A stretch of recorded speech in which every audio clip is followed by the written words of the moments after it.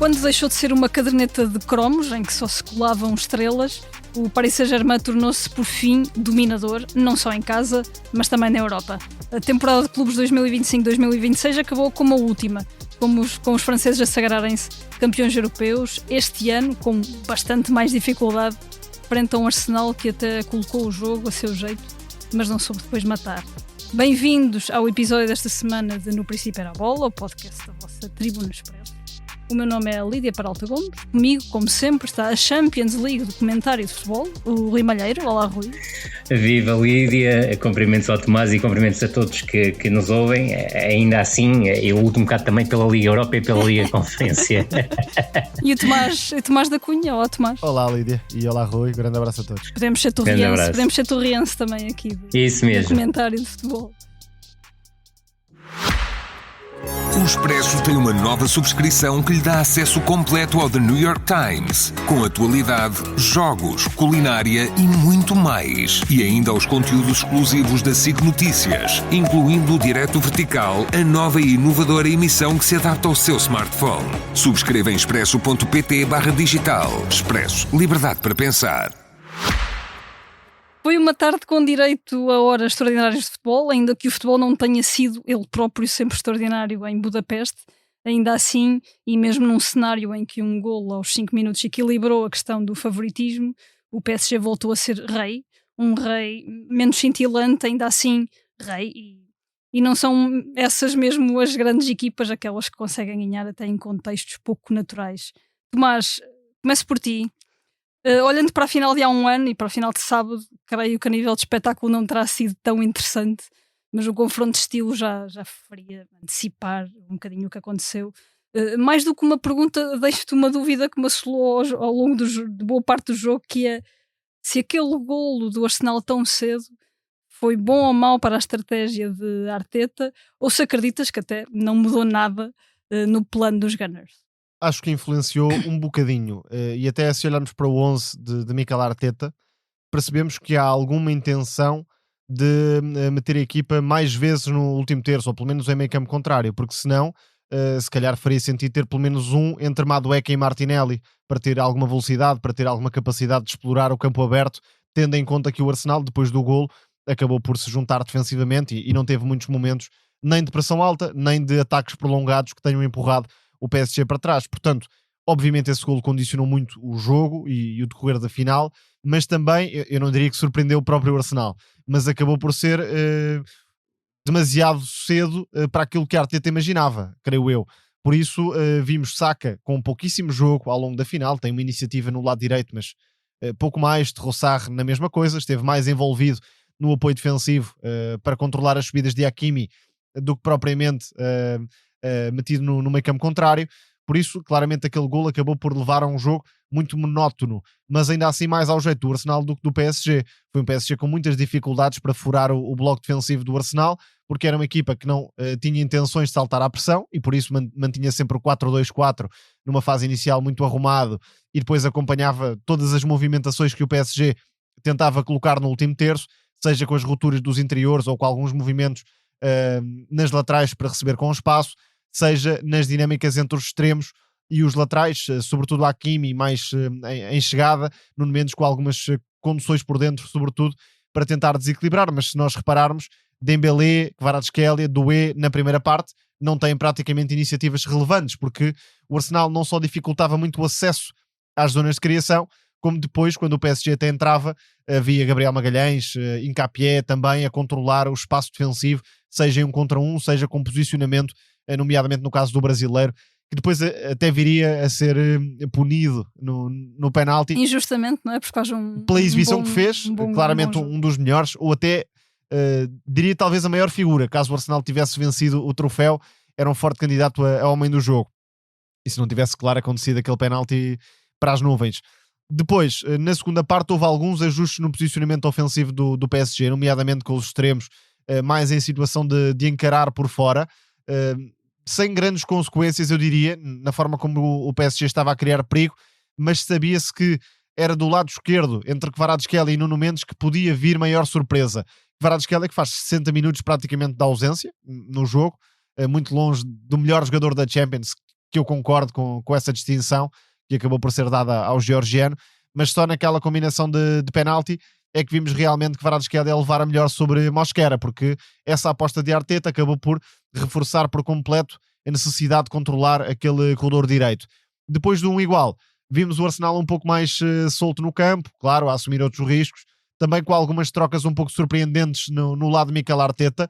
Eu diria, na substituição de Odegaard para colocar Gyökeres, que não teve uma entrada nada feliz, e logo na troca de Mosquera, que eu não sei se estava totalmente planeada, ou se foi também Questão do cartão, não é? questão do cartão e a questão do um igual. Não quis passar mais meia hora enfiado tão atrás, porque o Arsenal acabou por ser a equipa da final com menos posse de bola, eu creio que desde 2010, se não estou em erro, algo deste género. Portanto, o Arsenal tinha um jogo muito controlado, mas restrito. E naquela altura, Arteta sentiu claramente a necessidade de dar um passo em frente, mas tornando o jogo mais confortável para os extremos do PSG. Kvaratskhelia, depois Barcola. Talvez essa tenha sido uma substituição um pouco questionável de Luís Henrique, porque é verdade, Barcola é muito rápido, mas não tem os níveis de definição do Kvaratskhelia, nem pouco mais ou menos, mas também do Désiré Doué, que depois acabou por ter outro contexto para poder brilhar. No fundo, até a 1-0, claramente o Arsenal esteve no controle das operações, e eu percebo que não tenha proporcionado uma final agradável, mas claramente estando a ganhar 1-0 desde tão cedo, era um jogo para o Arsenal controlar daquela forma, ou tentar controlar daquela forma, porque num jogo de campo aberto a tendência é para que o PSG vá vencer, porque tem melhores jogadores do que os outros. O Arsenal até tem claramente de melhorar em termos de talento ofensivo, se quiser vencer a Liga dos Campeões, porque esteve nas decisões, é certo, em contexto europeu, mas com um calendário ou com um percurso bastante acessível, tendo em conta a grandeza da competição. É verdade, também venceu a fase de Liga e acabou por criar um caminho mais acessível, mas não vai ter isto todos os anos. Agora, o Arsenal consistentemente vai aparecendo nas fases decisivas, meias finais, final, portanto é uma equipa que tem construído esse trajeto, mas é bom lembrar, e vou fazer aqui este parênteses, o PSG, antes de chegar Luís Henrique, já estava à porta, já estava nas meias finais, caía muitas vezes nas meias finais, mas até podia ter passado, já tinha perdido uma final, ou seja, muitas vezes, e não quero tirar mérito ao Luís Henrique, nem ao Luís Campos, nem à construção desta equipa que é fantástica e claramente tem marcado o novo passo do futebol europeu, mas o PSG já estava à porta, faltava pouco para conseguir chegar aos objetivos, e com a remodelação de plantel, uma aposta num meio campo mais funcional, em 2 laterais de topo, na contratação de um jogador como Kvaratskhelia, que tem sido decisivo neste trajeto europeu do PSG, e sobretudo pelo lado coletivo, em que não há uma estrela ou 3 estrelas acima do coletivo, isso foi o suficiente para o PSG vencer 2 Ligas dos Campeões, o que ninguém fazia desde o Real Madrid. Portanto, creio que é a melhor equipa europeia da atualidade, mas competindo com armas claramente diferentes das restantes equipas, incluindo equipas como o City, o Real Madrid, o Barcelona, que têm competição interna, que têm de fazer uma gestão muito rigorosa do plantel. Não é o caso do PSG. Aquele jogador que o Luís Henrique não conseguia controlar, não é? E agora controla-os todos. As situações de jogo controla-os Fica todos. o exemplo para o Real Madrid, por exemplo. A solução não é treinável, é de caráter e de possibilidade de moldar determinados jogadores aos interesses coletivos. Rui, eu vou pegar nesta ideia que o Tomás deixou no final, de o PSG estar à porta e agora dar este passo, que ganha 2 Ligas dos Campeões. É também relevante que esta equipa pareça agora conseguir ganhar em vários contextos, quer dizer, conseguiu ultrapassar o Bayern, no Bayern mais ou menos a jogar com as mesmas armas, agora a jogar contra uma equipa que tem um estilo de jogo quase antagónico. Isto torna o PSG de facto uma equipa especial nesse sentido. Eu creio que não há grande dúvida que a equipa do PSG nesta altura é a melhor equipa da Europa, é a melhor equipa do mundo, e podemos sempre falar da questão do Mundial de Clubes ter perdido a final para o Chelsea por 0-3, mas foi um acidente num percurso que tem sido extremamente bem conseguido. Eu creio que o salto qualitativo da equipa do Paris Saint-Germain passou pela chegada de Luís Henrique ao clube, ou seja, ele preferiu ter um conjunto de 11 jogadores a um conjunto, se quiseres, de 8 mais 3, ou 9 mais 2, para ser mais sincero. O Paris Saint-Germain hoje em dia é uma equipa completa e não era antes. Tinha um tridente da frente que era capaz de resolver o jogo numa iniciativa ofensiva, mas estes 3 jogadores raramente participavam em ações de pressão, muitas vezes acabavam por obrigar a equipa a ter o 7+1 de trás a trabalhar pelo coletivo, e isto aqui até é um certo paralelismo com o Real de Madrid, e hoje em dia a equipa do Paris Saint-Germain é uma equipa completíssima, é muito forte nos 5, 6 momentos do jogo,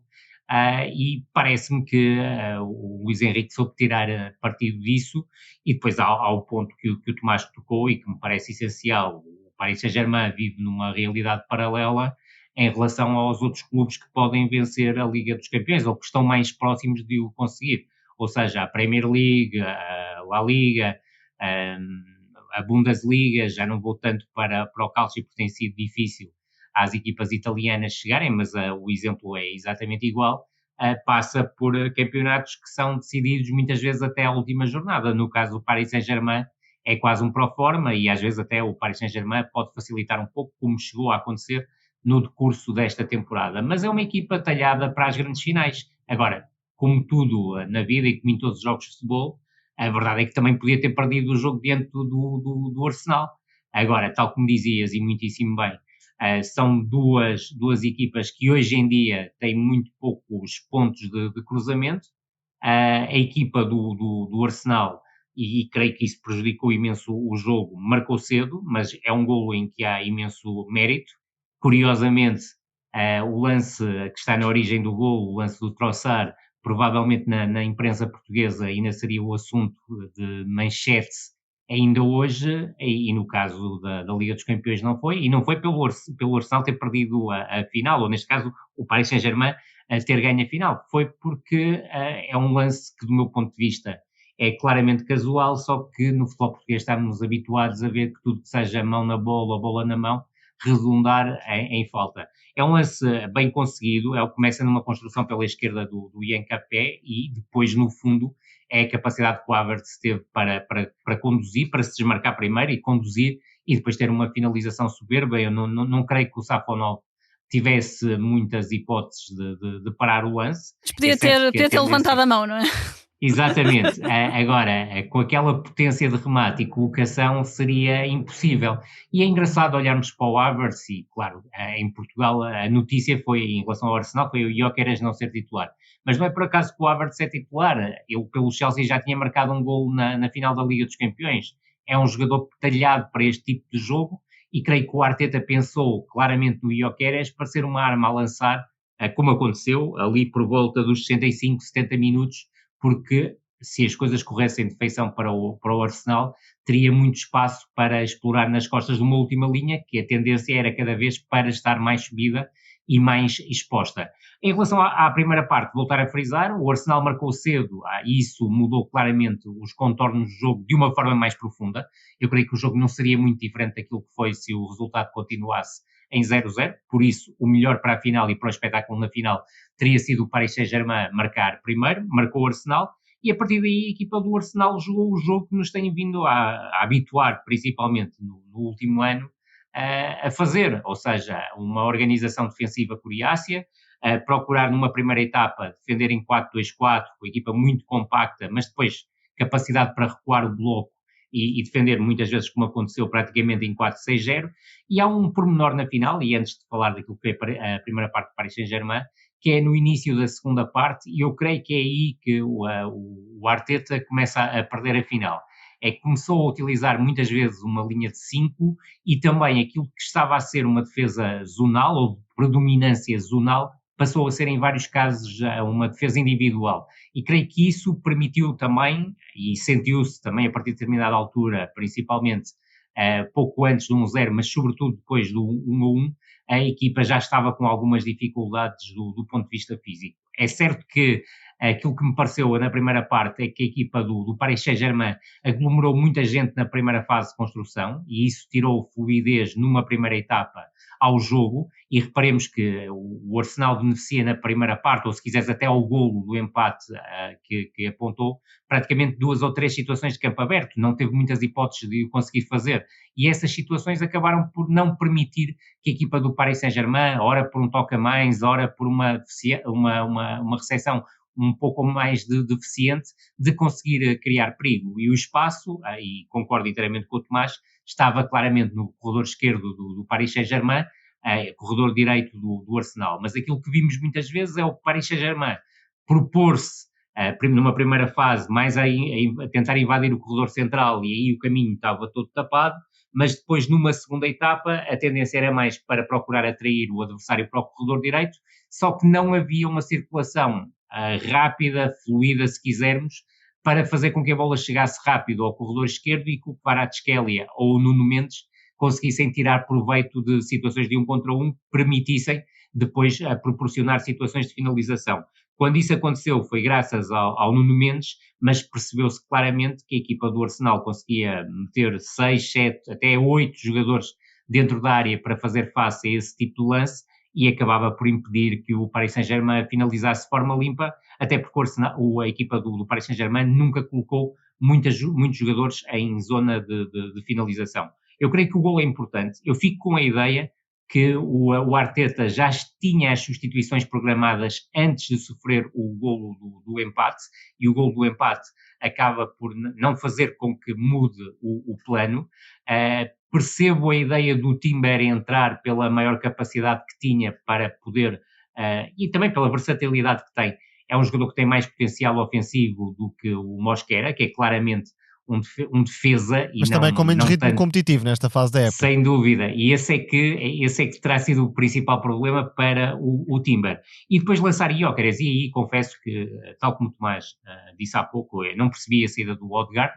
Não sei se o Odegaard teria um tempo de utilização limitado para o jogo, mas juntar Havertz e Gyökeres na frente não me pareceu uma boa ideia, independentemente do Arsenal ter tido ali um período de 3-4 minutos em que parecia querer jogar no meio campo o adversário, o que acabou por não suceder. Creio que até ao final dos 90 minutos, e deixa-me salientar que o lance do golo do Paris Saint-Germain é uma excelente iniciativa, mais uma vez o corredor esquerdo a ser um mote, mas a forma como o Kvaratskhelia, o Dembélé e novamente o Kvaratskhelia conseguem combinar a alta velocidade foi absolutamente determinante para conseguir conquistar a grande penalidade. Creio que até ao final dos 90 minutos as duas grandes oportunidades são para o Paris Saint-Germain, a primeira do Kvaratskhelia, novamente o corredor esquerdo a servir como mote e a chegar à zona de finalização e a bola a acabar por bater no ferro, e também a questão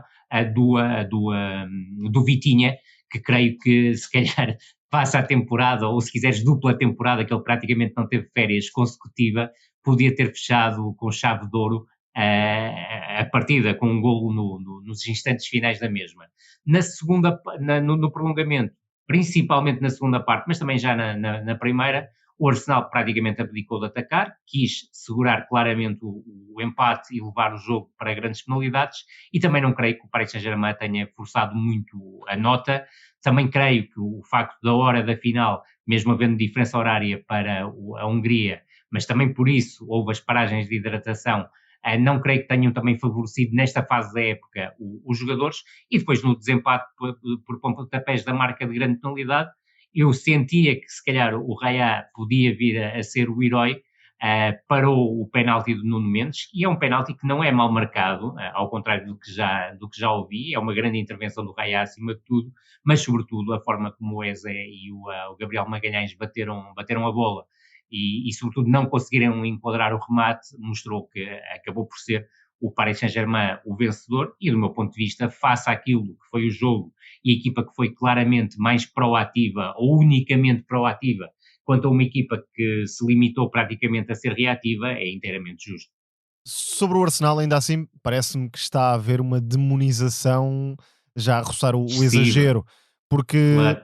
é certo que o Arsenal não tem um futebol espetacular, estaríamos a mentir se disséssemos o contrário. Isto na perspectiva ofensiva, porque é uma equipa que tem todos os outros atributos de organização defensiva, capacidade de pressão, perfil físico, 1 contra 1 defensivo. Aí é claramente a melhor equipa da atualidade e mostrou mais uma vez nesta final. Depois tem alguns aspectos que já estão a ser revistos, nomeadamente na forma como condiciona os guarda-redes adversários em momentos de bola parada, aquelas pausas técnicas com o guarda-redes, ou até uma excessiva demora na reposição de momentos de bola parada, lançamentos laterais, pontapés de canto,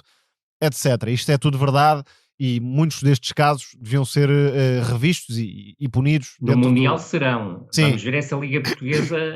concorda. Parece-me que na Premier League também já não veremos a selvageria que temos visto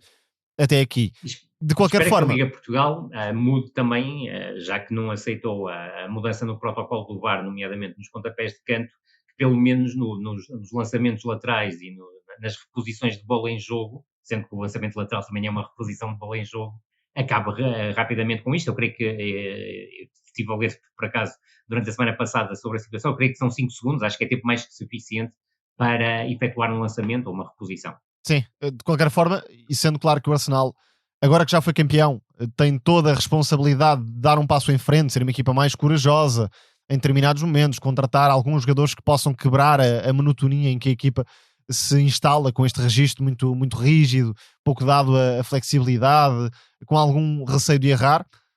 mas nem parece que estamos a falar do país campeão europeu com o Fernando Santos a jogar o que se jogou, e nem parece que estamos no país em que José Mourinho é a figura máxima e a referência para quase todos os treinadores da geração de treinadores portugueses. Portanto, espero que esta exigência se mantenha, a começar já no Mundial que aí vem. Já agora, já que eu tinha esta meio engatilhada que era um bocadinho que jogadores, podes começar, Tomás, mas se o Rui depois também quiser completar, que perfil de jogador de ataque acreditas que seria bom para dar esse passo em frente para o Arsenal? É difícil porque contratar na Premier League nesta altura é um desafio, e depois porque o Arsenal tem apostado na construção de um plantel mais do que no reforço do 11 inicial. Parece-me também que Gyökeres deixa algumas dúvidas, porque é verdade, contribuiu com alguns golos, se calhar até mais golos do que se esperava contra as equipas de menor dimensão, mas houve aqui alguma contradição, porque a Arteta deixou-o de fora muitas vezes nos jogos em que teoricamente poderia ser útil para apostar em Kai Havertz, ou seja, isto também nos indica que não houve um convencimento total em relação a Gyökeres por parte de Arteta, e depois terá de chegar a um nível de entrosamento com a equipa que nesta temporada não teve. De qualquer forma, para o meio campo parece-me que Arteta está bem servido com a afirmação do Lewis Kelly, na defesa também. Acho que os extremos precisam de novidade, nomeadamente o lado esquerdo do ataque. Não sei exatamente quem é que o Arsenal quererá. Falou-se do Barcola, mas o Barcola não me parece que possa ser essa figura criativa que a equipa pede, até porque tem havido alguma transformação. O Saka, no pensamento de Arteta, já conta muitas vezes para ser o extremo que aparece mais por dentro, e aí talvez justifique um extremo mais largo como o Barcola, mas parece-me que o Arsenal, se quer dar o passo seguinte em termos de criatividade, tem de encontrar um extremo mais na linha do Kvaratskhelia, embora o Kvaratskhelia seja inacessível neste momento. Acho que um dos nomes interessantes seria o Rodrigo, que está claramente apagado no Real Madrid, mas também é preciso perceber o que é que vem aí com José Mourinho, alegadamente. Eu concordo inteiramente com o Tomás. Acho que o Rodrigo era o reforço ideal para a equipa do Arsenal e obviamente temos que ver o que é que José Mourinho pretende para o Real Madrid, ainda que hoje se tenha voltado a apresentar no Seixal,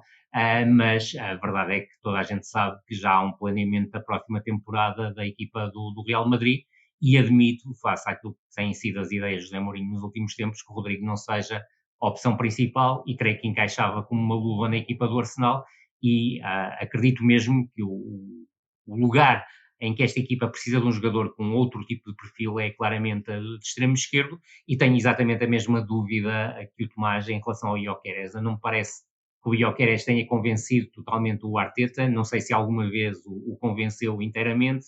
Creio que aí, por exemplo, o Julián Álvarez podia ser um jogador muito mais interessante para o Arsenal, mas já sabemos que vai para o Barcelona. À partida está tudo praticamente tratado, e é um grande reforço para o Barcelona já agora. Está aqui uma boa ligação, não inesperada, mas que não estava combinada, entre José Mourinho e o que vamos falar a seguir. Terminada a análise da final da Champions, a primeira a ser decidida nos penaltis em 10 anos. Seguimos para a atualidade nacional, e ainda não começou o Mundial, mas já há um defeso a decorrer, um defeso que fica de forma indelével marcado por esta indefinição que se vive no Benfica. Rui, já falaste um bocadinho do que está a acontecer, e começa a ter contornos algo surrealistas, até diria, o que se vive por estes Sim, dias completamente. no Seixal, um treinador que parece estar à espera de umas eleições do outro lado da fronteira. Sim, é o que vai acontecer. E o Benfica num limbo quando faltam 3 semanas para voltar aos treinos. Claro que sim, voltamos à questão do sebastianismo de gestão e, sobretudo, aí aquilo que me parece mais importante os adeptos do Benfica a pensarem é que o gigante entorpecido continua a procurar a mudança de protagonista para não ter que mudar de história. E a verdade é que Marco Silva vai surgir,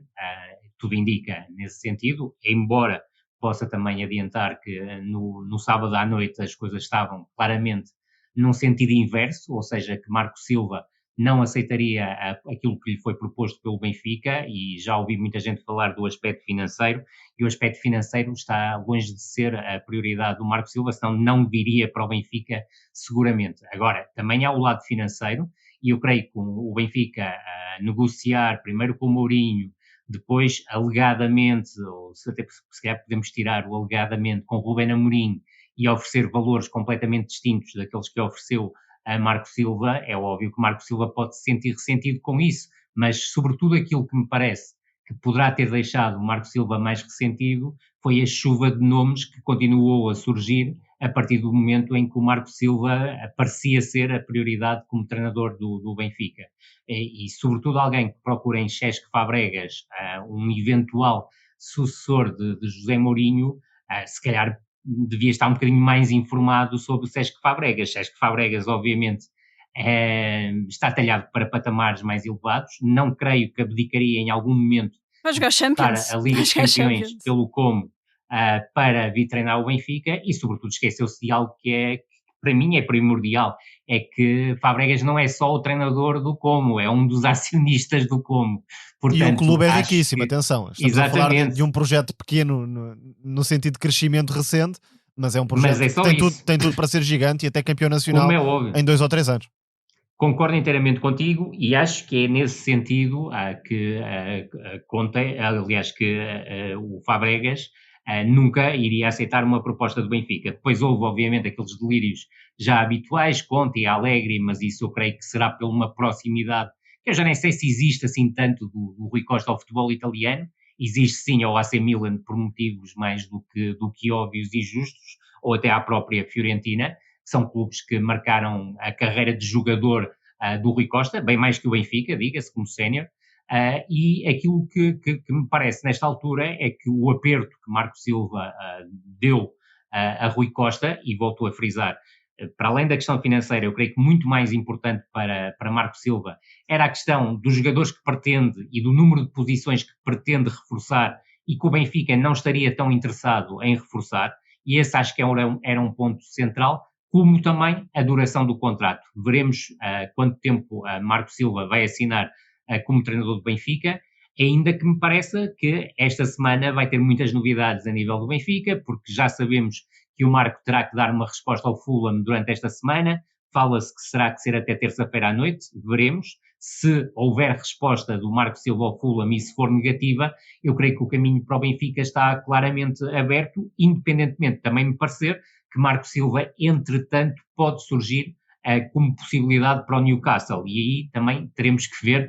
qual será e se será diferente para o Marco Silva aceitar algo, mas nunca esquecendo um aspecto, é que a proposta do Fulham colocava o Marco Silva como um dos treinadores mais bem pagos da Premier League, e a Premier League não é um campeonato qualquer, bem pelo contrário, e ao contrário do que eu tenho ouvido em alguns programas televisivos, parece que o Fulham é uma equipa do distrital, não é, seguramente, que tem competição num nível superlativo durante toda a temporada, ao contrário do que acontece no futebol português. Mas se Marco Silva for o treinador do Benfica, aquilo que me parece é que Marco Silva pode encetar, se quisermos, um projeto de futebol no Benfica que não existe, mas isso passa pelo peso que ele terá, quer na construção do plantel, quer na própria gestão do mesmo. E aquilo que me parece é que o Benfica não tem grandes possibilidades financeiras para fazer um ataque cerrado ao mercado, vai ter que vender jogadores, alguns parecem-me podem ser bem aproveitados com a possível montra que terá que terão no Mundial de 2026, mas isto exigia uma abordagem diferente à temporada. Basta pensar que estamos na terceira semana à espera que Rui Costa fale, não será tanto para nós, mas será sobretudo para os adeptos e sócios do Benfica, porque mais uma vez vai falar por intermédio da BTV, e depois também há um aspecto que me parece essencial. Conhecendo as equipas do Marco Silva, muito sinceramente não me parece que o Dal seja o lateral esquerdo de eleição para aquilo que o Marco Silva quererá montar no Benfica. Muito possivelmente do lado do Benfica há uma vontade indómita que Dal continue até para dar sequência, se quisermos, e não ter que investir num novo lateral esquerdo, mas eu creio que é inegável que o Benfica precisa de renovar posições e que, de repente, o plantel não é mais forte do que era quando José Mourinho chegou ou quando José Mourinho partiu. É um plantel interessante, que podia jogar muito mais do que jogou na época passada, o mesmo também seria válido para 2 temporadas, mas aquilo que me parece é que Marco Silva vai exigir mexer no futebol do Benfica, ter controlo sobre o futebol do Benfica, e vamos ver o que é que isso vai dar. Tomás, tu acompanhas obviamente a Premier League há anos e anos com muito afinco. Marco Silva é um treinador que, obviamente, como o Rui diz, o Fulham não é uma equipa da Distrital, mas tem feito milagres na Premier League com o que tem à mão. O que eu te ia perguntar é que, confirmando-se a hipótese Marco Silva, o que é que o adepto do Benfica pode esperar do Marco Silva? Começo o raciocínio lembrando as palavras do Pep Linders na conferência da Renascença na semana passada. Disse ele, adjunto do City, agora de saída do clube, mas foi adjunto de Guardiola e de Jürgen Klopp, disse o Pep Linders que o Marco Silva tinha feito o melhor trabalho da Premier League nos últimos anos. E acho que esta é uma boa forma de enquadrar o trabalho de Marco Silva no Fulham, parecendo-me que continua a ser menos valorizado do que deveria, tendo Sem em conta dúvida. o patamar de clube do Fulham, agora um clube estável de Premier League, mas nem sempre foi assim, antes pelo contrário. O Ioiô, o clube Sim, Ioiô. e Marco Silva parece-me reunir duas características que o Benfica tem em falta neste momento, porque é um treinador que tem um modelo próprio, com algumas camadas, algumas alterações estruturais, por exemplo, nos últimos anos, ou mais em concreto até neste ano, passou a recorrer mais aos 3 centrais em vários jogos, nomeadamente contra as equipas mais fortes, e isso é um recurso que o afastou um bocadinho do 4-3-3 de base, que continua a valorizar, mas não é um treinador de sistema único neste momento, e o Benfica teve alguma dificuldade em adaptar-se nos últimos anos, porque o Roger Schmidt era 100% inflexível, era aquilo e era aquilo. Bruno Lage era o oposto, era um treinador que estava constantemente a saltar de sistema e tinha um modelo próprio que nem sempre era visível, era um treinador que valorizava claramente a vertente estratégica como forma de garantir competitividade. E José Mourinho também foi um bocadinho este intermédio, porque nunca encontrou equipa, ou só encontrou equipa em março, e não me parece que Marco Silva vá demorar esse tempo todo a perceber aquilo que quer dar ao Benfica, quer a nível de sistema, quer a nível de jogadores que podem acrescentar no imediato, a nível de Benfica, talvez até com alguns jogadores que não foram utilizados ou não tiveram muita importância. Tudo à cabeça. Sim, com José Mourinho, e que podem ser reaproveitados com o Marco Silva. Depois, é um treinador com capacidade de criar algumas assimetrias e alguma diversidade dentro da equipa, por exemplo, com o extremo esquerdo a participar mais como médio e não tanto como extremo, já que o extremo do lado contrário tem mais a capacidade de 1 contra 1 e de jogar em profundidade. Puxou jogadores ao longo do tempo que estavam até apagados ou que pareciam não ter condições para vingar na Premier League. O Harry Wilson era um jogador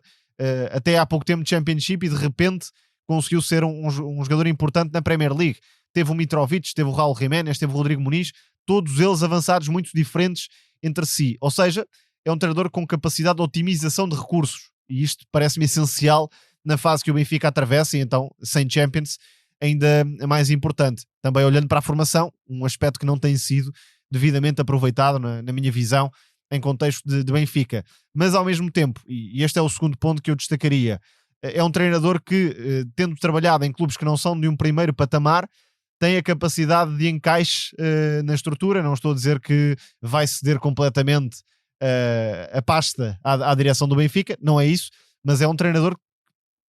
pelo contexto em que trabalhou, teve de saber relacionar-se, teve de saber aceitar algumas coisas, teve de saber adaptar-se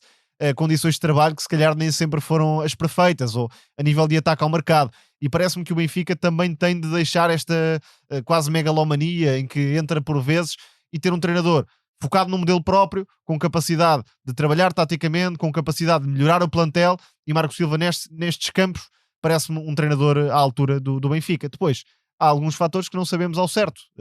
porque é uma realidade muito própria. Como é que vai relacionar-se com o Rui Costa? Como é que vai ser construído o plantel? Como é que vai conseguir comunicar para agregar? São todos fatores que deixam algumas dúvidas. Agora, nos outros campos, parece-me que é uma boa escolha do Benfica. Eu Ao contrário tendo diz. a concordar, e uma das maiores mentiras que tenho ouvido sobre Marco Silva é dizer que é um treinador reativo. Isto mostra que há claramente uma falta de memória por parte de alguns nossos colegas, porque a verdade é que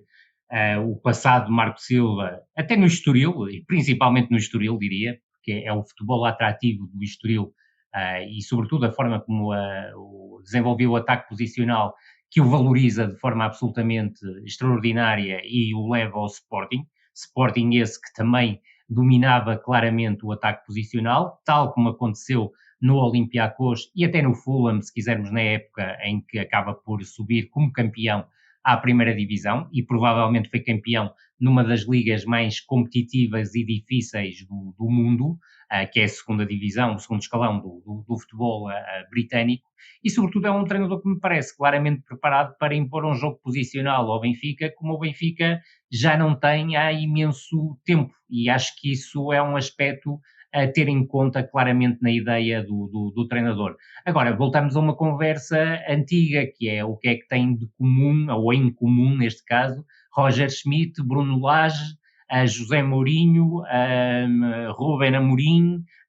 Cesc Fabregas e Marco Silva. É um bocado olhar e, mais uma vez, a tal busca do protagonista que possa apagar um bocado aquilo que o Benfica tem feito ao longo das últimas temporadas, tem sido manifestamente insuficiente. Agora, o Marco Silva, se aceitar a proposta do Benfica, se lhe forem dadas as condições em termos de liderança que lhe permitam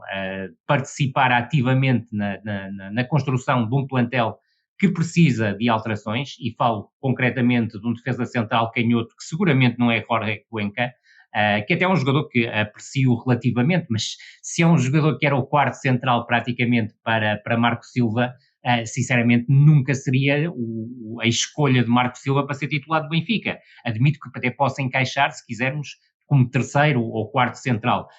mas claramente que o Benfica precisa de um defesa central que seja um patrão, sobretudo seja muito forte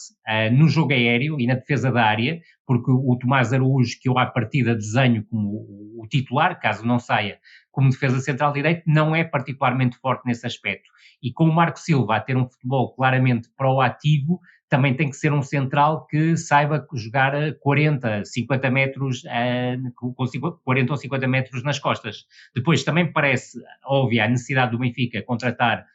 um médio defensivo, porque mesmo que o Washington se possa tapar ali um buraco, eu creio que o Washington, dentro daquilo que é o modelo de jogo do Marco Silva, pode se encaixar muito mais como médio interior, e veremos obviamente se o Rios continua ou não. Eu continuo a acreditar que o Rios tem aqui uma porta no Mundial de 2026 para fazer uma transferência que permita ao Benfica não ter prejuízo e até poder ter algum encaixe, mesmo que seja muito curto, com a saída do Rios. Parece-me também claro que Pavlidis é o 9 com o perfil que Marco Silva pretende na sua equipa, e o Tomás estava a referir-se muito bem ao perfil dos avançados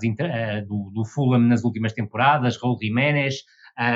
Rodrigo Muniz, o Mitrovic e até o próprio Carlos Vinícius, que não cumpria tanto esse papel, mas creio que o Pavlidis encaixa como uma luva, porque é um avançado que sabe baixar, sabe arrastar centrais, e depois é a tal questão que o Tomás falava há pouco, e muitíssimo bem, do extremo forte a partir do 1 contra 1 desde o corredor direito. E se olharmos para o passado do Fulham, também encontramos vários exemplos do perfil do jogador que o Marco Silva encontrou para jogar a partir daí. Foi o William, foi o Dan James, o Adama Traoré, nesta última época mais o Chukwueze e o Oscar Bob, e à esquerda o jogador que atua por aí ser claramente muito mais um interior, que ataca o meio espaço e Sheldrup encaixa que nem uma luva no modelo de jogo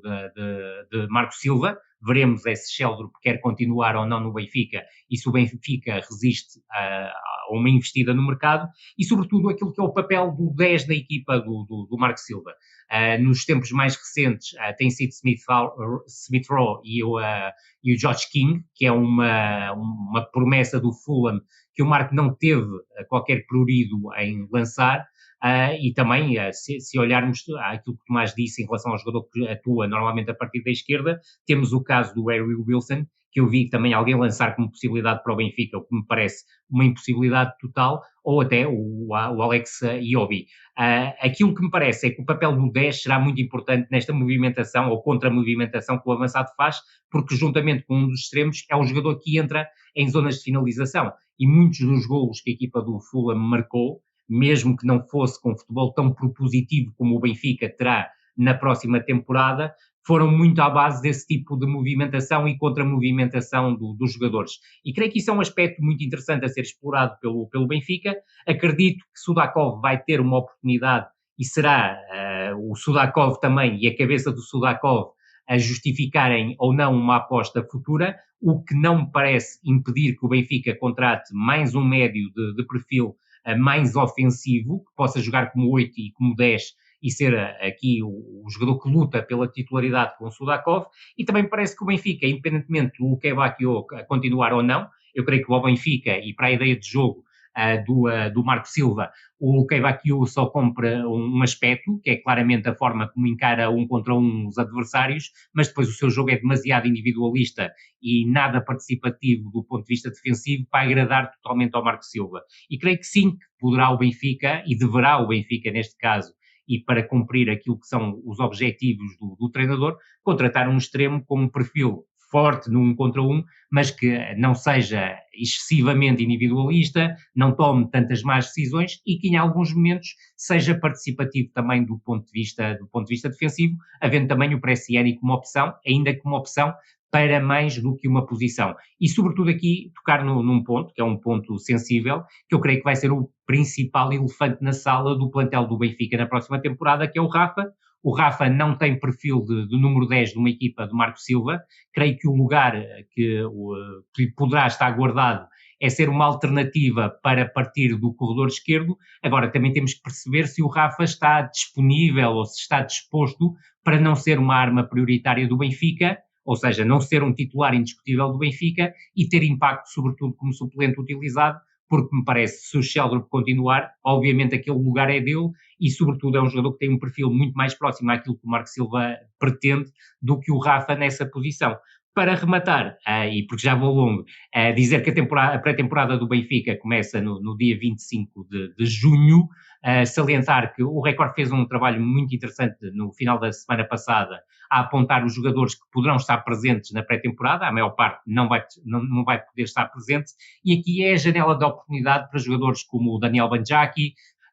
deixa-me pensar, o João Veloso, o Nuno Félix e mais um dos médios, porque o João Rego que eu queria tocar, porque não faz muito sentido continuarem no Benfica depois de uma época em que estiveram parados. Aquilo que eles precisam é de jogar continuadamente, diria eu, de preferência na primeira divisão portuguesa, e creio que poderá passar muito por aí, mas esta pré-temporada, com as características que tem, com os jogadores ainda terem que usar férias, aqueles que participaram no Mundial, mesmo que seja um tempo muito curto, mas não esquecer que o Benfica praticamente não teve férias na temporada passada. Eu creio que é aqui uma janela de oportunidade para alguns jogadores surgirem. Eu tenho alguma curiosidade para perceber se o Rafael Quintas e o Mauro Furtado, que eu tenho algumas dúvidas que possa renovar pelo Benfica, justificam aqui uma oportunidade, porque são jogadores com um perfil que agrada claramente ao Marco Silva, e depois também perceber se Gonçalo Oliveira e Jorge Winder podem entrar nas contas como quarto central, e aí o Benfica não ter necessidade de contratar o tal central extra, que neste caso seria o Jorge Cuenca. Sim. E depois a última questão em relação ao plantel do Benfica, prende-se com o guarda-redes. Eu tenho dúvidas, que eu gosto bastante daquilo que vi, gostei bastante daquilo que vi do Trubin no Shakhtar Donetsk. Eu creio que o Trubin tem tido problemas claros na equipa do Benfica, não tem atingido o patamar que seria expectável, não tem tido evolução.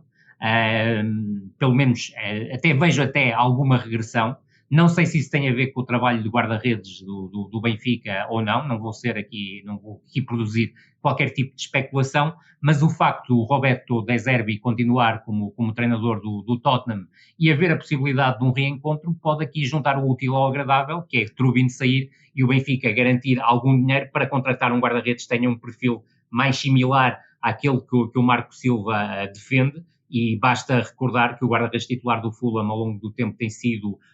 o Bernd Leno e, sobretudo, nos últimos tempos tem tido um suplente que corresponde quando há ausências do Leno, que é o guarda-redes francês,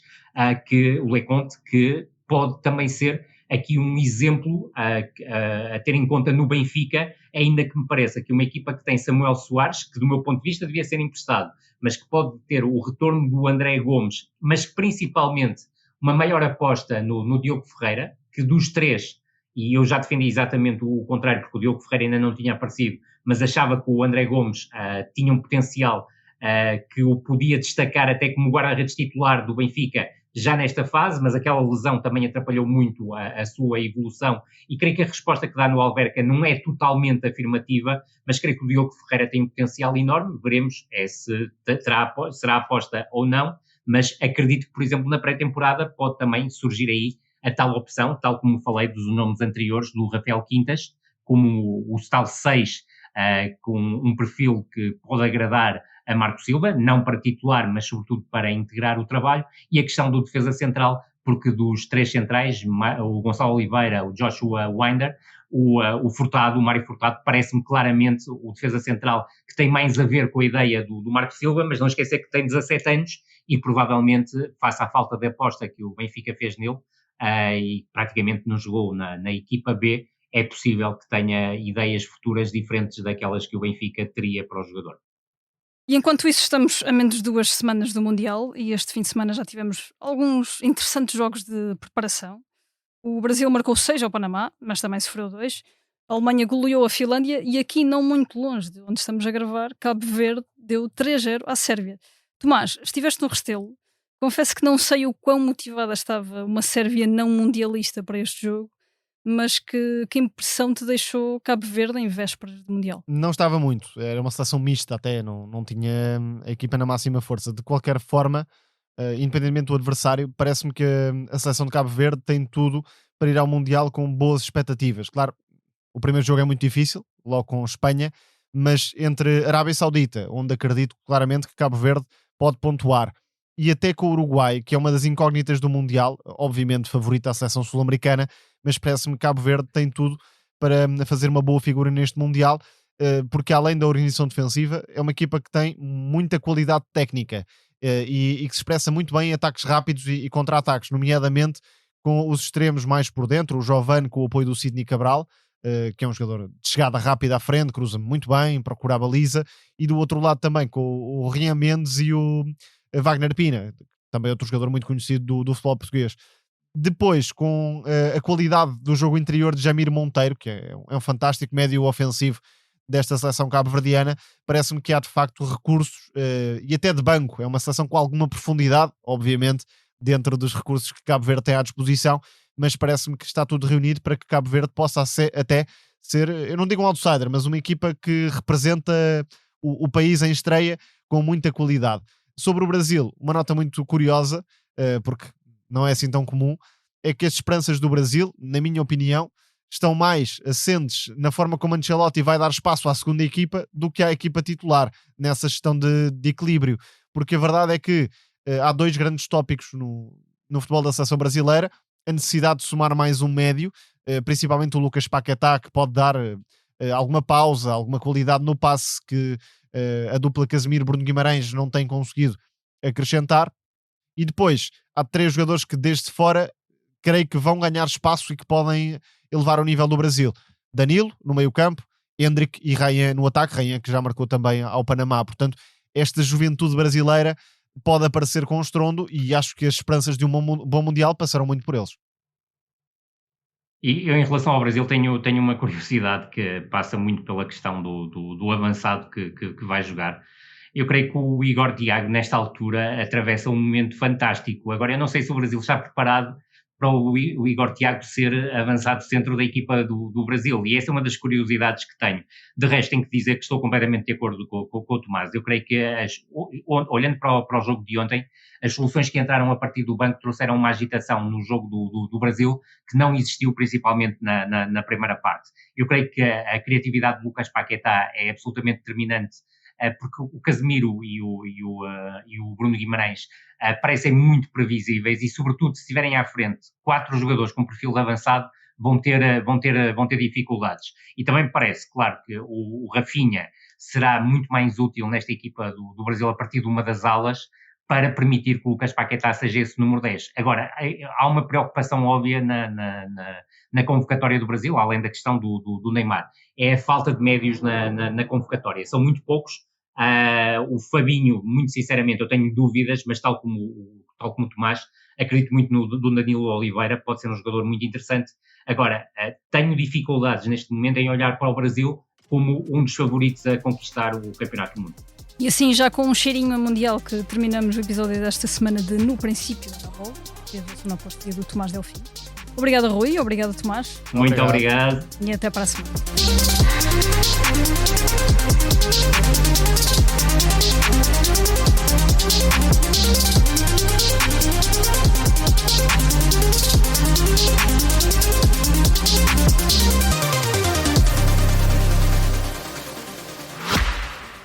O Expresso tem uma nova subscrição que lhe dá acesso completo ao The New York Times, com atualidade, jogos, culinária e muito mais. E ainda aos conteúdos exclusivos da SIC Notícias, incluindo o Direto Vertical, a nova e inovadora emissão que se adapta ao seu smartphone. Subscreva em expresso.pt/digital. Expresso. Liberdade para pensar.